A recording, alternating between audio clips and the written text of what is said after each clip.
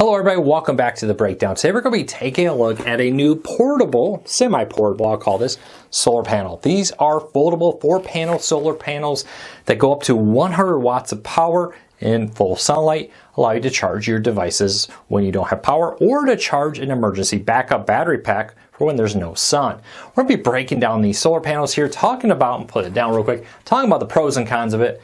In a day and age where power is ever important, your emergency lifelines, often your cell phone, as nowadays most cell phone towers have generators running to keep them alive in a power outage, and to keep the kids entertained and more. And if you're in the middle of bad weather, you're out there, you know what I'm talking about. It's also a great idea for camping. If you're boondocking, you want power to keep your cell phones or what other emergency devices you need charged. This is a great way to do that. It does have a universal connector to charge to a battery pack here, but we're going to be focusing on the solar panels. You can pair this with a similar brand battery pack or whatever battery pack out there you want that takes that universal charger. Now I will have some close-ups of this all set up and videos and more, but let's talk about the pros and cons. First though, do me a big favor. Can you help us grow this channel? Hit that subscribe button, hit that thumbs up. It lets YouTube know you enjoy what we do. If we do one or both, we'll really appreciate it. Hopefully we can help you learn something new.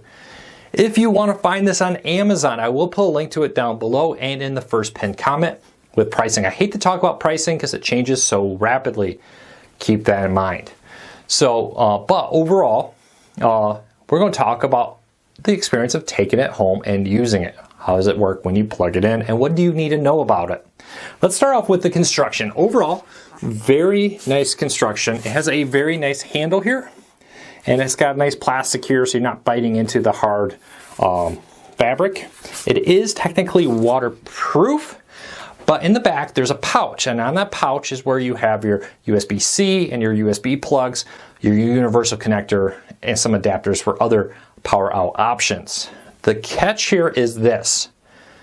That's not waterproof. You don't want water getting in there. It's hard to make USB ports waterproof.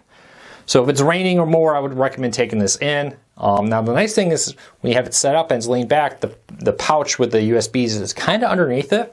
But in heavy rain, heavy water, it's very likely that blowing wind and more would still get water into that pouch and damage the USB connectors there. It's not necessarily a fault of the solar panels, because the solar panels themselves are technically waterproof, though I wouldn't submerge them. I wouldn't really put that to a test with very hard rain. But it's the USB ports. It's an open USB port. If water gets into it, it's going to corrode and damage that USB port, whether it's USB-C or the standard USB ports. Now, it's a 100 watt. Let me put that down. A 100 watt charger here. Now, that will get you laptops and cell phones and fans and all kinds of devices. There are a lot of things that are sub 100. There are a few things that are not. For example, hot plates and toasters, or take more microwaves and a whole lot more.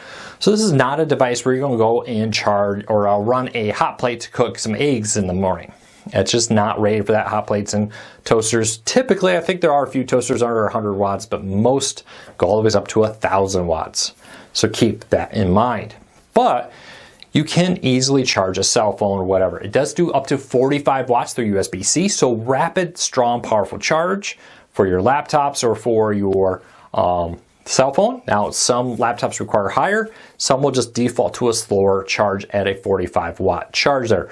There's no standard Edison plug on this, though if you get a battery pack, allow those battery packs, and you charge this into the battery pack and then use the battery pack at night, for example, a lot of those battery packs out there will offer the ability to have an Edison, those 3-prong plugs if you're in the United States, or wherever you may be in the world. You could probably buy a battery pack with the proper plug adjustment for you.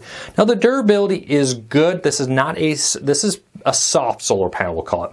I did accidentally tiny crack it. I was not paying attention and I accidentally kneeled on it during the video of the close-up. And I put a tiny like 1/4 inch crack into one of the panels. The good news is it still works. Cracking a solar panel is not the end of the world. It can slightly negatively affect the performance. I've heard ranges that can be cracked 10 to 20% before you see a noticeable difference in performance.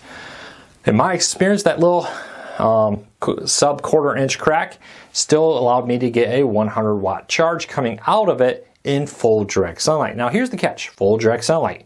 Being in shade, very cloudy days, other things can negatively affect that ability.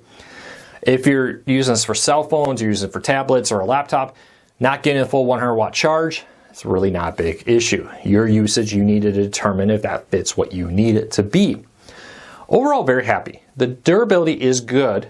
It's definitely not something you probably want to hike with. It's big, it's cumbersome, it's kind of heavy compared to other smaller packs. But to get the 100 watt charge out of it, that's a pretty nice one that you can't get out of smaller packs.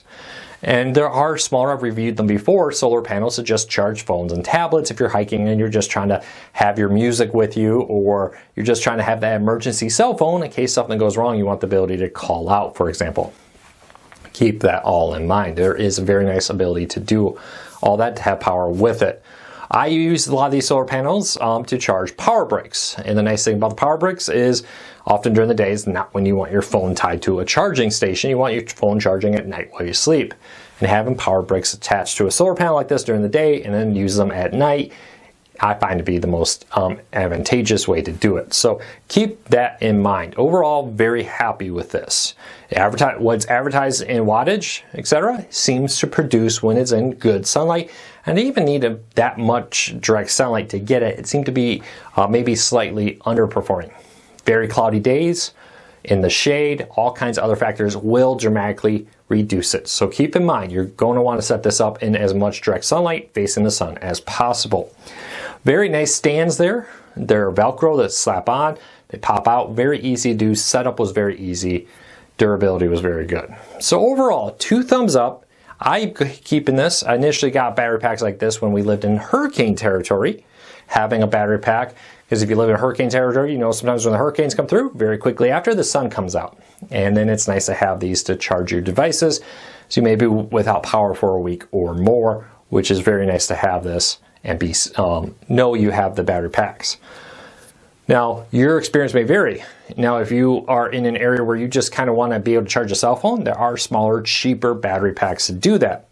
This day and age, though, it's very nice to have a bigger one to be able to charge or run more devices. Pairing this with a large battery pack, which you can buy online to take advantage of that universal charger, is very nice. So you can go out there and charge up a massive battery pack, and then all night charge your laptops, charge your cell phones, maybe run small appliances, whatever that may be that you need to have to live your life comfortably, however you want to do it. So definitely recommend everybody take advantage of emergency power like this to have a backup in case of a natural disaster. Earthquakes can strike without warning. Hurricanes can come up very quick. If you live in the South, you know what I'm talking about. And sometimes you can find yourself without power for an extended period of time, maybe not as prepared as you would like. Having this solar panel allows you to at least know that power won't be one of the things that you're really worried about. Now, it's not going to run your air conditioner. It's not going to run your hot plate, but it'll run all the other devices out there. So keep that in mind. Well, there you go. There's my review. If you have any questions, leave me a comment. Let me know. Otherwise, hit that subscribe button, hit that thumbs up. It really does help us because it lets YouTube know you enjoy what we do here. I really appreciate support. We'll be back with another video real soon.